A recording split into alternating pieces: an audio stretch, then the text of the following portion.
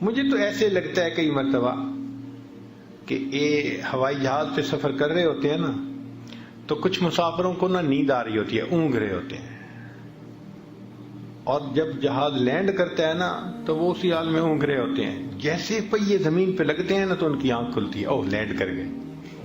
بالکل اسی طرح لگتا ہے کہ ہم اللہ اکبر کے الفاظ سے فلائی کر جاتے ہیں اور پھر پتہ نہیں کن خیالات کی دنیا میں اڑتے رہتے ہیں.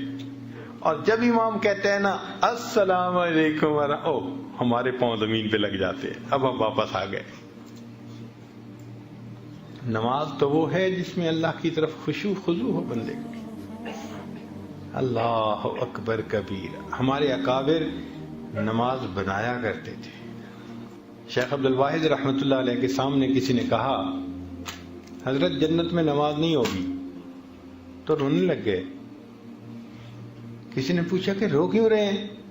فرمانے لگے اگر جنت میں نماز نہیں ہوگی تو پھر جنت میں مزہ ہی کیا آئے گا. اللہ اکبر کبیر. حاجی امداد اللہ مہاجر مکی رحمۃ اللہ علیہ کے سامنے کچھ نوجوان بیٹھ کے جنت کی باتیں کرنے لگے، حور و قصور کی باتیں. سنتے رہے. جب وہ خوب باتیں کر چکے تو حضرت نے فرمایا کہ اگر قیامت کے دن اللہ رب العزت کا مجھ پر فضل ہو گیا تو میں تو اتنا عرض کروں گا اللہ اپنے عرش کے نیچے مصلی کی جگہ عطا فرما دی.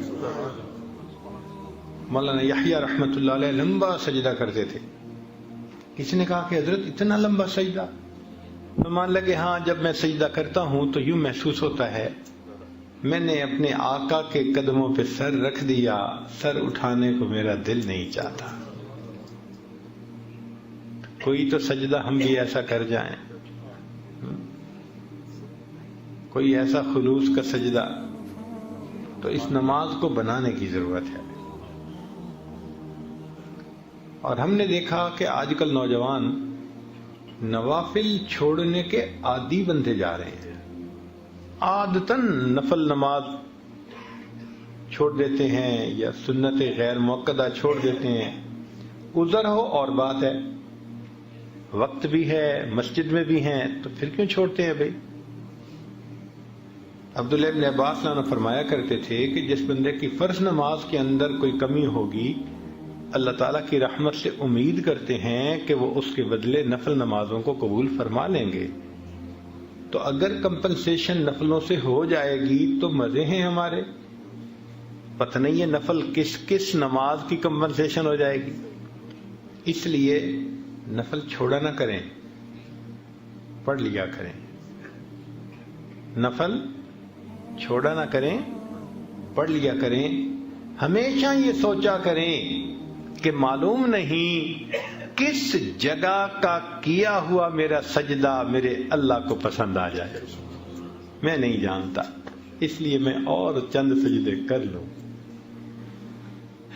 نماز بنانے میں ایک اصول یاد رکھیں کہ نماز بنتی ہے بار بار نماز کی مشق کی جائے اور نماز کے باہر اللہ کا ذکر کیا جائے. اس کی مثال یوں سمجھیں کہ ایک آدمی اگر ہیوی ویٹ باکسنگ چیمپئن شپ کا مقابلہ کرنا چاہتا ہے تو آپ اس کو دیکھیں گے کبھی تو وہ جاگنگ کر رہا ہوگا اور کبھی وہ جمپ کر رہا ہوگا اور کبھی وہ سپرنگ کھینچ رہا ہوگا اور کبھی لٹک رہا ہوگا اور کبھی ایک چمڑے کا تکیہ اس کو مکے مار رہا ہوگا. یہ سارے کام وہ کیوں کرتا ہے؟ اس لیے کہ اس کو یہ پتا ہے کہ میں جتنی تیاری کروں گا جب میں رنگ کے اندر داخل ہوں گا تو اتنی بہتر پرفارمنس میں دکھا سکوں گا. اور اگر کوئی بندہ مقابلے کا فیصلہ تو کر لے اور اپنی محنت نہ کرے، کوئی کہے بھی صحیح بھائی تمہارا تو مقابلہ ہے، کہتے ہیں جی رنگ میں جاؤں گا تو دیکھی جائے گی، تو یہ تو پھر پہلے منٹ میں ہی ٹیکنیکل ناک آؤٹ ہو جائے گا. اس لیے کہ رنگ میں جانے کے بعد تھوڑا تیاری ہوتی ہے، وہ تو باہر تیاری ہوتی ہے. ایگزیکٹ اسی طرح ہم نماز کے باہر تو ذکر پہ محنت نہیں کرتے کہ وساوس دور ہو، اور ہم یہ سمجھتے ہیں بس اللہ اکبر کہہ کے رنگ میں اتر گئے تو بس جی ہم انشاءاللہ وساوس کے بغیر نماز پڑھ لیں گے. وہ پہلے منٹ میں ہی شیطان ٹیکنیکل ناک آؤٹ کر دیتا ہے. ہمیں یاد ہی نہیں ہوتا کہ ہم نے کیا پڑھا کیا نہ پڑھا. اور کئی تو ایسا خود بتاتے ہیں کہ قیام میں کھڑے اتحیات پڑھ رہے ہوتے ہیں اور اتحیات میں بیٹھے سورہ فاتحہ پڑھ رہے ہوتے ہیں. کہاں توجہ جا رہی ہے پتہ ہی نہیں ہوتا. تو یہ جو ذکر بتایا گیا، مسنون دعائیں بتائی گئیں، اصل میں یہ نماز کی پریپریشن ہے. تو رنگ سے باہر محنت کریں، پھر جب اللہ اکبر کہہ کے رنگ میں اتریں گے تو آپ دیکھیں گے کہ وہ مردود بھاگ جائے گا اور آپ سکون سے اللہ پاک کے سامنے تسلی کی چند رکعت ادا کر سکیں گے.